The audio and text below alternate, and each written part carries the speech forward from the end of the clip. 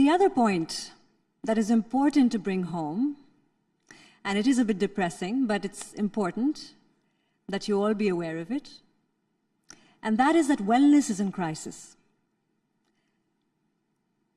India is the diabetes capital of the world, and we're a few years away from being called the heart attack capital of the world.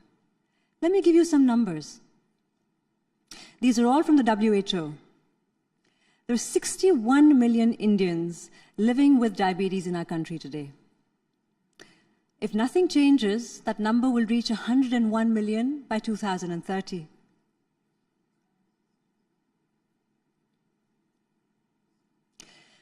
There are 54 million people living with heart disease in our country today. And if nothing changes, that number will be 223 million by 2040. So only in a few years, in a few decades, we're talking about a lot of people with heart disease and diabetes.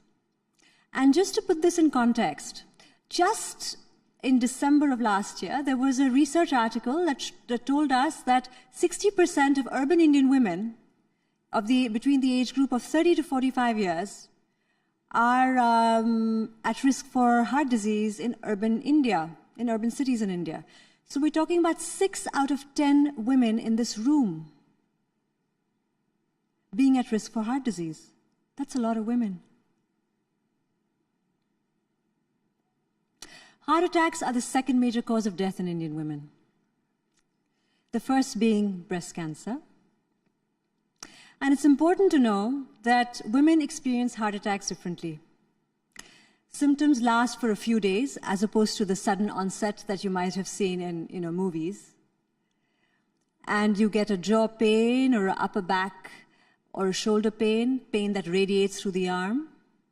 You could have a problem sleeping for a couple of days, unusual fatigue. So these are symptoms that are non-specific, but it's important to know them because heart attacks are striking our mothers much younger.